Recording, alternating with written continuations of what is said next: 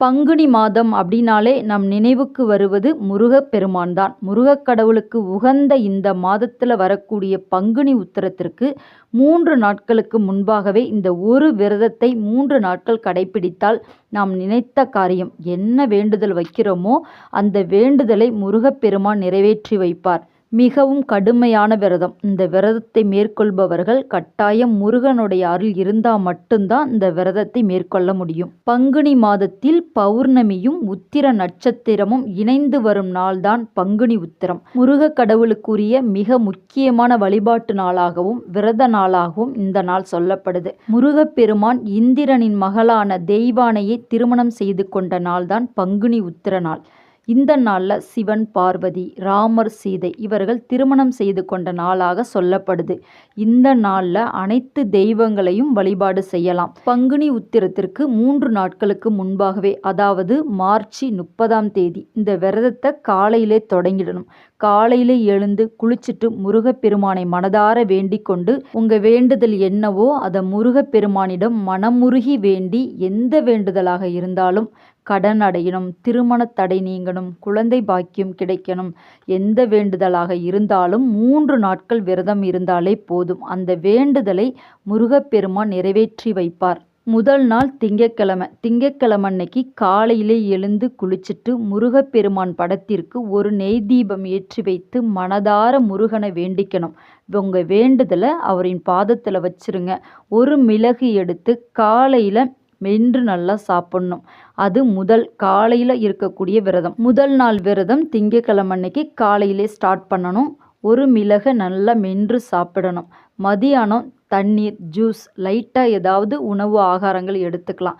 இரவும் அதே போல் ஏதாவது கம்மியாக எடுத்துக்கணும். ஹெவியாக சாப்பிடக்கூடாது. ஒரு வேளை மட்டும் மிளகு அன்றைய தினத்தில் காலையில் சாப்பிடணும். அடுத்து 2வது நாள் விரதம் செவ்வாய்க்கிழமை மார்ச் 31.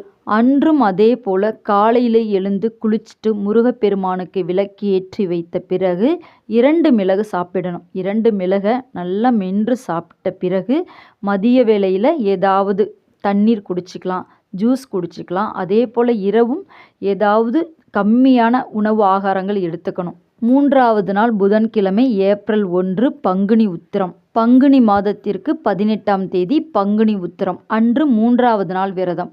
காலையிலே எழுந்து குளிச்சுட்டு முருகப்பெருமானுக்கு ஒரு விளக்கு ஏற்றி வைத்து 3 மிளகு மென்று சாப்பிடணும் காலையில். மதியானம் விரதத்தை நிறைவு செய்யணும். வீட்டில் நம்ம என்னெல்லாம் பலகாரங்கள் செய்து வைத்து முருகனுக்கு வழிபாடு செய்வோமோ அதே போல் செய்து இலை போட்டு அனைத்து பலகாரங்களும் செய்து வைத்து விரதத்தை முடிக்கணும். 3வது நாள் விரதத்தை நிறைவு செய்த பிறகு முருகப்பெருமானிடம் மனதார வேண்டிக்கோங்க. என்ன வேண்டுதல் வைத்தாலுமே அந்த வேண்டுதலை கூடிய விரைவில் எனக்கு நடத்தி கொடு முருகா அப்படின்னு சொல்லி மனதார வேண்டிக்கிட்டு ஓம் முருகா என்று 108 முறை உச்சரிக்கலாம். மிளகு விரதத்தை இப்படி கடைபிடித்தால் நம் வேண்டுதலை நிறைவேற்றி வைப்பார் என்று சொல்லப்படுது. பங்குனி உத்திரத்துக்கு 3 நாட்களுக்கு முன்பாகவே இந்த விரதத்தை கடைபிடித்து 3வது நாள் நிறைவு செய்யணும். உங்கள் வேண்டுதலை கட்டாயம் முருக கடவுள் நிறைவேற்றி வைப்பார். இந்த விரதம் சாதாரணமாக நினைக்கக்கூடாது. ரொம்ப கடுமையான விரதம். மிளகு விரதங்கிறது நம்ம மனதை தூய்மையாக்கக்கூடியது. மிளகு சமையலுக்கு மட்டும் பயன்படுத்தக்கூடிய பொருள் கிடையாது. கடன் அடைவதற்காக நம்ம பரிகாரமாக பயன்படுத்துகிறோம். நம்ம எடுத்துக்கிட்டோம் அப்படின்னா நம்மளுடைய உள்மனம் தூய்மையாகும். நேர்மறை ஆற்றல் அதிகரிக்கும்.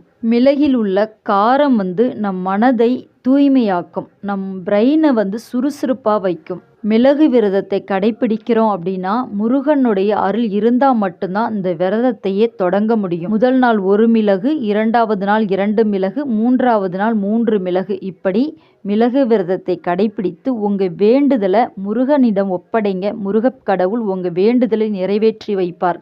இந்த வீடியோ உங்களுக்கு பிடிச்சிருந்தால் லைக் பண்ணுங்கள். உங்கள் ஃப்ரெண்ட்ஸ் அண்ட் ஃபேமிலிக்கெலாம் ஷேர் பண்ணுங்கள். மறக்காமல் நம்ம தெய்வீக ஆற்றல் சேனலை சப்ஸ்கிரைப் பண்ணிக்கோங்க. மீண்டும் சந்திப்போம். நன்றி, வணக்கம்.